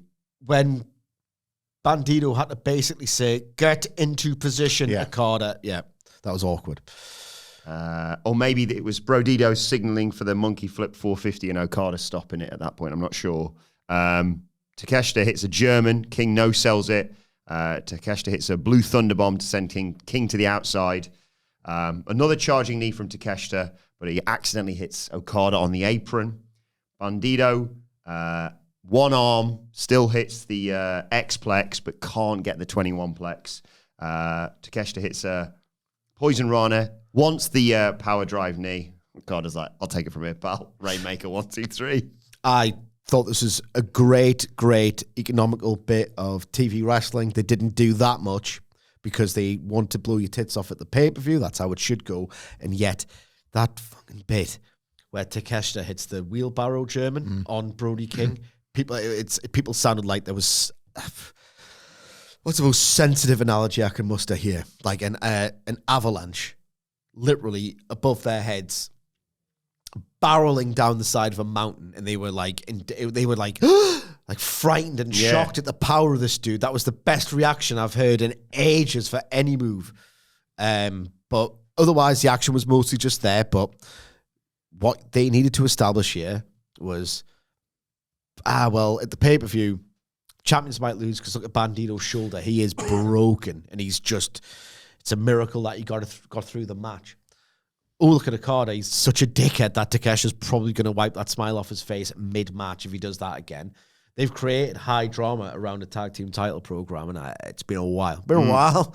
Since they've done that. Very impressive booking, even if it's kind of landed in their lap. I loved the bones of this, and honestly, the match could have been worse, and I still would have loved it. Like, through the action enough, but more importantly, in my opinion, through like the theatrics and the booking, they have established this team that have actually come out on the losing end are a real team, a supportive unit. Like, they show that through the moves, but they show it more through like the emotions and the grand gestures. The promo afterwards as well. Yeah. Shall I mention that now? Yes, sorry, yeah. So obviously, Okada and Takesha are now number one contenders as a result of this double jeopardy thing. And Renee's there with Bandito. Bandito says, I'm not making excuses, but you lost because of me. And King says, no, it's not your fault. Never stop fighting. And come Wrestle Dream. It doesn't matter if they have two of the best wrestlers in the business. Bandito is the best wrestler in the game, and they are going to stand tall at the top. I absolutely love this, by the way. I thought Bandito was massively sympathetic. Yeah. I watched him and just thought you should be cutting way more promos given your ceiling is as high as it is. And Brody King was like just gassing his mate up. Yeah. Like a really cool dude. I thought this is all excellent. Like, Brodito's one of the AEW booking success stories of the year. Like, again, there's a polar opposite unit to what Okada and Takeshita currently reflect, but perfectly in service of the story they're telling with Okada and Takeshita. They should have done this in the goddamn ring, this promo, after the match. Yeah. Should do so much more of this in the ring. I really love as well. So, yes, we know that obviously Okada's the bastard of the two, and that's good because you're seeding like a Takeshita babyface turn. But I really love that you could actually see this all the way through and put the belts on Okada and Takeshita, and it would like... I would like to look at this for a little while. Yeah, like it would be... Just because Can They Coexist was sort of bastardized and we take the piss out of it. There's a lot of good versions of it. There is. When's the C2, by the way, as well? December, usually. Yeah.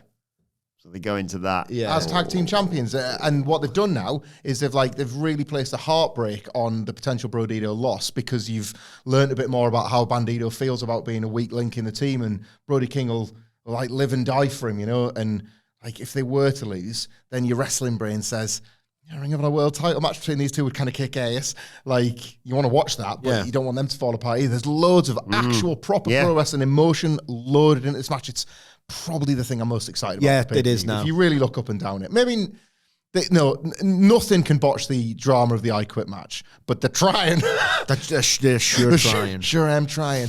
Well, before we get to that... Sorry, Brody King going as light as he does to put these guys over.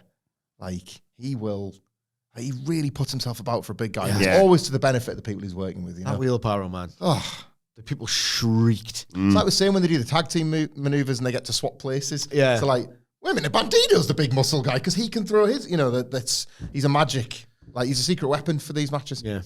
Still not done the Macarena yet either. Like, yes, they've worked to that. Like, bad when Kenny does it, don't waste your Kenny stuff. Good when they've worked to a spot that the fans want to see. That's fine. That's the right side of the... Everyone's really friendly in AEW. Say that again. Everyone's really friendly in AEW. That's the good bit of it, because it's working to a spot. It seems like such a cool place to work. It's no different than the thumbs up stuff. Tease out some bollocks. That's actually fine. That's a business. We get back and forth. There's Everyone's so nice here. Willow Nightingale and Jet Speed hyping up their match on Collision. And I should mention FTR and Stokely welcome Megan Bain into the group and Penelope Ford. But Megan Bain is going to be part of this 3-on-3 match for Collision. Thoughts on, what did you say? Top Gods out. Beth in it. Someone's got to wrestle Beth. Someone's got to wrestle Beth. And, How did you prepare for Megan Bain, though? Oh, if only there was somebody else in the room that maybe Beth could have the old tryout ski against. She wins that match. Yeah. Yes. This thing that has infected wrestling, Tiffany Stratton is the worst offender for it, but it's everywhere. Of like, yeah, I will consider your point, but also in my riposte is my catchphrase. It's like, all right, I've won. Have you won? You've just said it's Tiffy time. Stephanie Vaquer's like, I've been watching you for a long time. Speaking of watches, it's going to be Tiffy time for you, Stephanie Vaquer. That's awful. that's pretty much what they do. It's awful. It's awful. You're laughing because it's true. Burn it all down, build it back up again. This wrestling lark. It's been broken along the way. Before we get, we're at the main event. But, At last. I do want to put over It's our fault. Sorry. Oh my God. thoughts on Pac's new look. Love it. Jesus. Love it. It's weird. He looks even bigger. I don't know if that's a trick of the eye because of the straps, but like Singlet and tights in it, yeah. he's just it's weird. And him coming back in clothes with a haircut was weird. And I like it because it just felt different, and different is good sometimes. And this, I just needed some difference out of Pac. It was a bit like on a vastly smaller I know what you're going to say. scale. What am I going to say? Wait, 3, 2, 1. Neck CM tattoo. Punk in the Long Boys. Like Also, yeah, you're right. but like Yeah, I get that. Spent 5 minutes baffled. Like I was so excited. Well, that's the difference with with Cody MJF. I was like, you stupid prick! I was so excited for this. You spent months. Got some ketchup. Wipe the ketchup off your neck. You've spent months telling what at that point was probably the best story in years in wrestling. Yeah. It predated All In. Yes. Cody and MJF predated All In, didn't it? Yeah. So it's like Did you have to pick who was there ringside for him against Aldis? Is that right? Yeah. Yeah. because it It was like being the elite stuff. That was kind of what got MJF noticed. because the Revolution tag being what it was so amazing. That like, and I'd love the build of that with the sit down interview and like the rise of Hangman and like, oh God, Kenny's back in AEW. But like Cody MJF was the one with the big blockbuster angles and the Sabu Taz don't touch, and I was like, you stupid dick, you've ruined it. What's on your neck? I can't stop looking at that. Right, and then the Long Boys people, I was like, you don't suit them, Phil. You look like you're 60. Then as opposed to 45, whatever you were at the time. You look very young, very frail and slight. Wear the fight shorts or the trunks. This is a bit like, well, the first 5 minutes that's ruined, because what are you wearing here? You know what's funny about this? He looked enormous. He looked enormous, and he needs to take the vest off. I'll take trunks if there's no legs to look at anymore. So I'm just looking at those abs. Jesus. There's infinity of them. Are you blind? Jesus. I will say, right, the thing about Pac, and you get this, you'll know this more than me because I never actually saw him at the social clubs around here. The whole thing about Pac, and it's like, all right, well, you're going to go far, is when he did the social clubs, I was like, you look like a proper American wrestler with that body. Now, it's almost like a Brit Res look. Looks like a British wrestler for the first time in his life. And there he is in a Newcastle shirt saying the worst thing you can say about a professional wrestler. Sorry, Pat. Like that's Sorry. I was distracted by it. The first fight, I mean, I don't think this match was much either way. But I was significantly distracted. But it felt by the end, that's just what Pac looks like now. He is weird too. Weirdness is part of Pac, isn't it? Yeah. He sort of goes away and does he talk or does he not? Or like smack. Like he's always been weird. We were talking about that And that's yesterday. His heel turn on. Aye. Yeah. So I'm used to it now, I think. He wasn't having What any of are you wearing here? He wasn't having any of the little kicks from Orange Cassidy. Forget me not. Nails him. Cassidy tried a tornado DDT. Harrison Troll involved that. Pac hit a Falcon Arrow on the floor to take his job. There's just loads of on my table. God, there is. For audio listeners, he's not referring to the table that is his wrestling show. No, it's He just means like, his actual- it would be nice if we got a new studio. Pac lowers the straps when we come back from the break. They start nailing each other with forearms. Big boots. Pac hits a bounce back German. Cassidy wants beach break. Pac escapes. Cassidy connects with a PK. Pac goes to the outside again. Cassidy tries that tope DDT. Pac catches him, but Cassidy counters into a stun dog millionaire. And he gets the DDT on the third try on the floor. Pac gets put on the timekeeper's table, and Cassidy does the hands in the pockets through the table, jumping off the turnbuckle. A spinning DDT back inside. Cassidy kips up, hits him with the orange punch, but Pac is just in the wrong position, gets his foot on the ropes. I liked the callback. Cassidy goes up top and Pac slowly rolls away. Like we saw. What was that? What was the show they wrestled at, actually? Yeah, it was Revolution 2020. He goes into the They crowd. had the really good stuff for was it still the All Atlantic before it was the International at the time? Their stuff, that when they resumed this the first time, it was really good stuff. This, Pac with his hammer. Remember that? Yes. You called it one I've of the got best. a hammer. Is one of your Is it still your favourite triple threat ever with Kenny? I don't know. I have to think about that. I've run out of time to think. Cassidy gets sucked into the crowd and Pac hits him with a tombstone. Bryce Remsburg, the ref's there, rushes to check on him. Pac's like, no, back to the ring. We're counting him out. But suddenly, what's going on? And Pac is, I think, cuffed to the barricade by Darby Allin. For 2 seconds. He managed to get himself free, dives back in. I didn't even know they were doing a count. No, they kind of missed a lot of it. They've completely ruined this. Yeah. Dives back into the ring just in time to break the count, but rolls straight into a pin from... The amount of drama that they generated from this was criminal. Yeah, he dives straight back in to get pinned by Orange Cassidy, basically. Let's pause there. Shambolic, really. They were wrestling. It was one of them awkward things where they're wrestling for the reaction. Do you know what I mean? They were like trying to make it. They were wrestling until it got great, and it never did. And I felt like they were kind of always swimming against the tide. It was so deliberately paced. And I'm thinking you're never going to get them. Yeah. You're never going to make them come. So why don't you just do your cool tornado DDT stuff now? Save us all a lot of bother. And maybe this is a like... But member buries this for me, you know. Yeah, like maybe this is a strawman argument They've with Orange already Cassidy. done it. And I've been like cross about this, and maybe that's my fault for just assuming that you're bringing back one of your top talents ever. But this, to me, is why you don't just fudge it and just chuck him out there straight away, because Orange Cassidy has just returned versus... We talked about it yesterday in the preview. Someone's got to lose here. That's quite a big deal. They're both just back up, and it didn't feel remotely like that. And that is the problem with when you immediately just middle guys from the jump when they return us. I thought this was a big letdown, personally.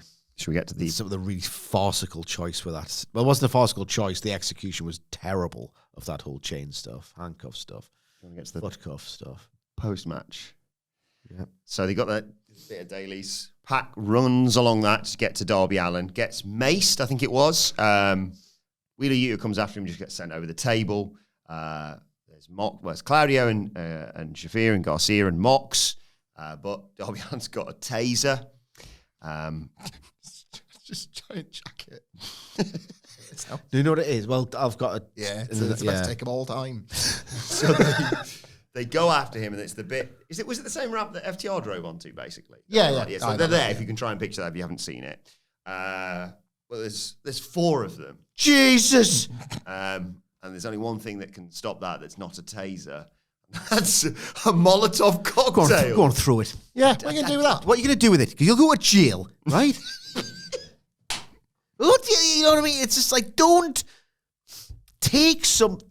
threaten to use something it's on a pro wrestling show that ain't ever going to be used. It's like when I had the same complaint, Darby Allin. It's do you know what I mean? He's fake. Like when did he go after Gabe Kidd, or Gabe Kidd went after him with a hammer?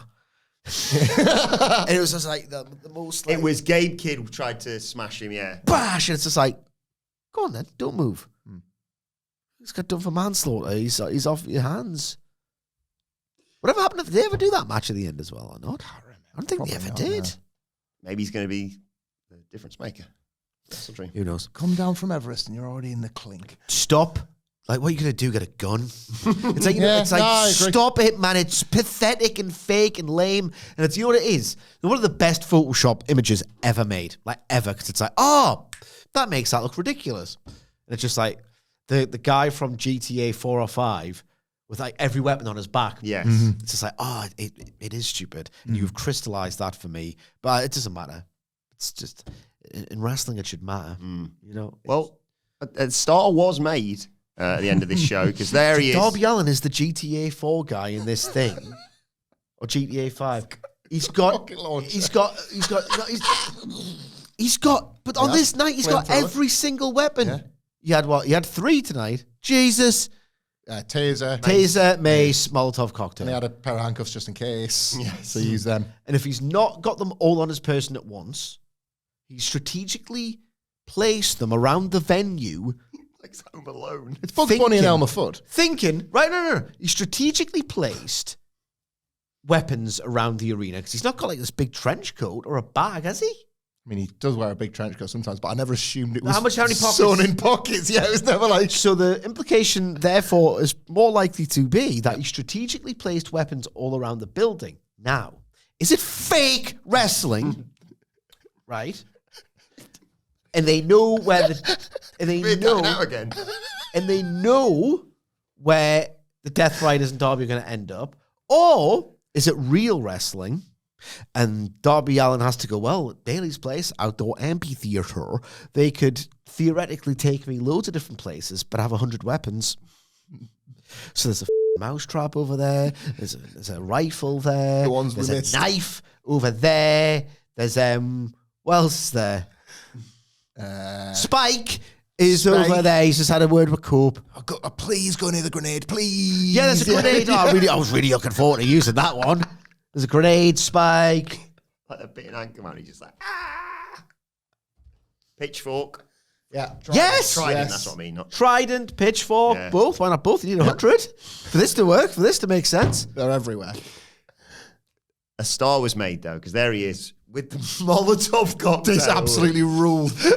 And then, who the hell's that guy? This security guy just comes in and tackles Darby Allin some bins. The header he took into those wheelie pins kicked ass. It kicked ass.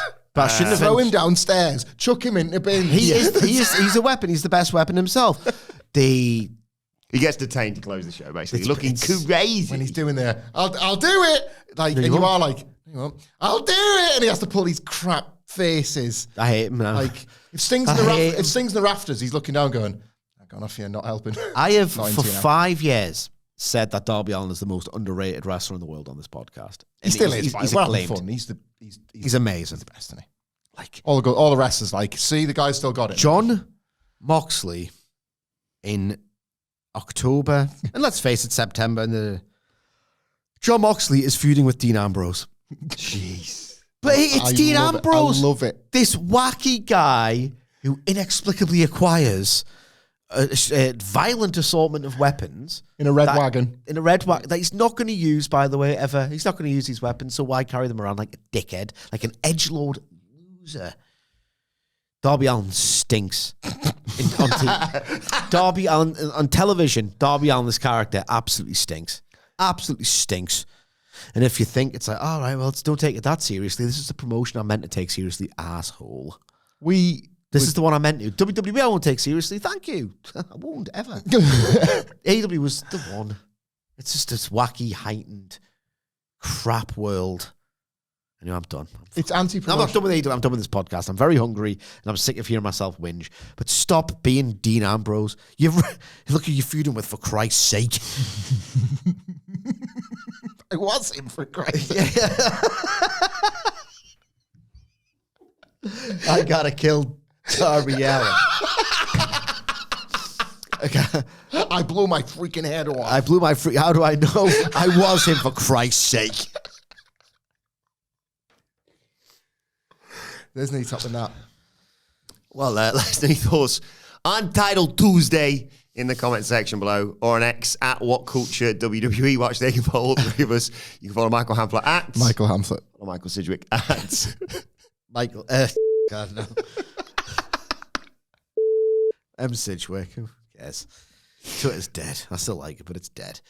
Follow me at Adam Wilbourn. Follow us all at WhatCulture WWE. And make sure you subscribe to WhatCulture Wrestling, wherever you get your podcasts from, for daily wrestling podcasts. We'll be back later on today to review NXT. But for now, this has been the Dynamite Review. My thanks to Hamflett, Sidgwick. Thank you for joining us. And we will see you soon.